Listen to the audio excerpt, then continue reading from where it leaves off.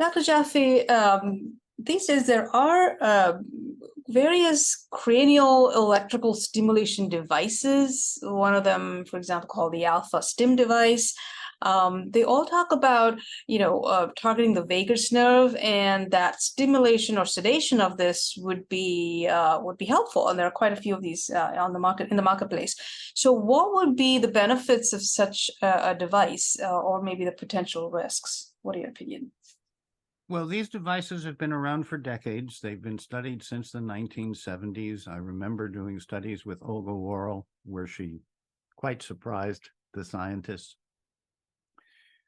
with her response to the Alpha Stim. I'm going to start at a high level. Yes, these devices do seem to work more than placebo levels. They do seem to have an effect, but they are external to the person. And I recommend relaxation response, a la Dr. Herbert Benson, a Harvard cardiologist, who showed that if you devote 20 minutes to relaxing and repeating, say, the number 1 or 9,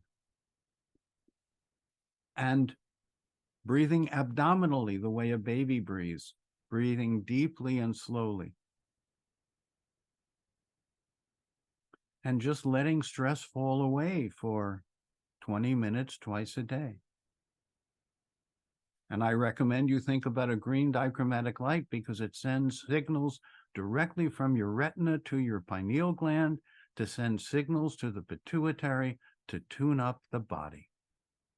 Amazing. The ratio of green to blue. We have too much blue and too little green in most of our lives. So if you can walk outside under a green canopy in a park or a woods, if you're inside, use a green dichromatic light 20 minutes twice a day. So I want you to balance out the signals between the central and the gut nervous system coming through the vagus highway, which we now know is bidirectional. I was taught that it went from the central brain to the body, but we've learned in the last few years that it's always been talking bidirectionally between the gut nervous system and the central nervous system.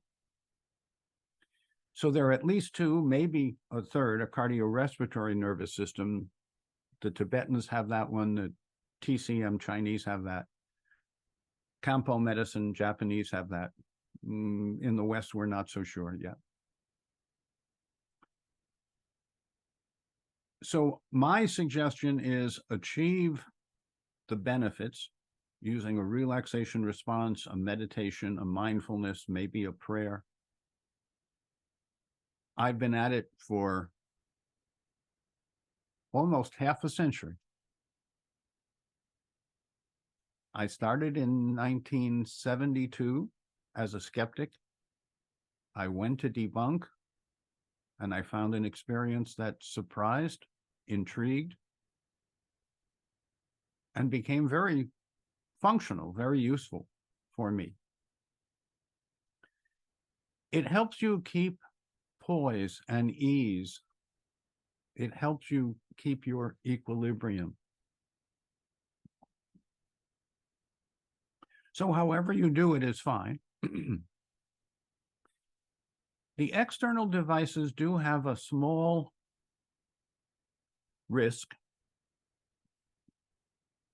which is sometimes people get too little stimulation and that doesn't have an effect, or sometimes they get too much stimulation because it's an external device and it's set at some intensity.